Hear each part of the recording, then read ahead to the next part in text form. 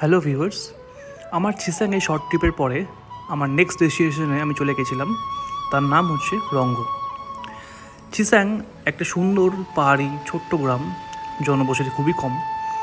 চিসাংয়ে একদিন থাকার পরে রংগো যাওয়ার এক আলাদা অভিজ্ঞতা।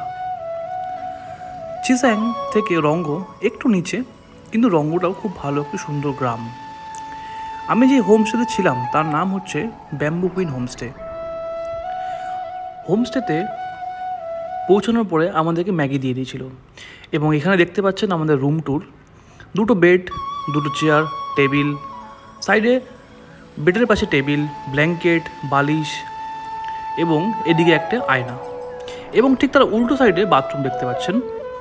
বাথরুমের মধ্যে ছিল টয়লেটের জন্য কোমোড, শাওয়ার, কল, বালতি, মগ, একটি বেসিন, আর বাথরুমটা যথেষ্ট পরিষ্কার এবং পরিচ্ছন্ন ছিল। এসে ফ্রেশ হয়ে যাওয়ার পরে, যেহেতু আমরা লেট হয়ে গেছিলাম, তার জন্য বেরিয়ে পড়ি পাশের গ্রামটা একটু ঘুরে দেখাবার জন্য। হোমস্টে ওনার বলেন সামনে খুব সুন্দর একটা ভিউ পয়েন্ট আছে। আর কি এই সুন্দর অপরূপ মনোরম দৃশ্য, আহা, যেন কোনো একটা ছবির থেকে কম মনে হচ্ছিল না। ঘুরে আসার পরে সন্ধ্যার দিকে চা এবং সাথে পকোড়া নিয়ে বসলাম। ঠিক সেই সাথেই শুরু হলো বৃষ্টি।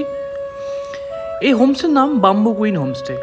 ঠিক তাই, এই হোমস্টে বাম্বুর সাথে মানে বাঁশের সাথে কাঠের এত একটা অতুলনীয় সংমিশ্রণে যে হোমস্টে তৈরি করা হয়েছে, দেখতে অপূর্ব লাগছে।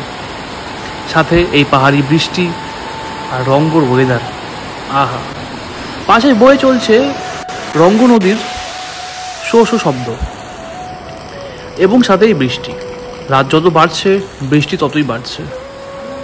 এই হোমস্টে এত সুন্দর করে সাজানো যে পরিষ্কারের সাথে সাথে এই হোমস্টেতে লাগানো রয়েছে অনেক রং বেরঙারি পাহাড়ি ফুলের গাছ।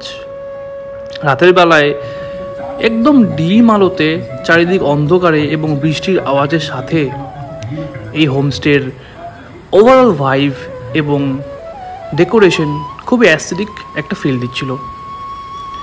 এই কাঠ এবং বাম্বুর সংমিশ্রণে বানানো এই হোমস্টেটা দেখতে খুবই সুন্দর লাগছিল। ওনাদের খাওয়া দাওয়ার ব্যাপারে মেনশন করা হয়নি, কিন্তু খাওয়া দাওয়া ছিল যথেষ্ট অসাধারণ। রাতে ছিল আমাদের চিকেন, ভাত, ডাল, সবজি, স্যালাড, পাঁপড়।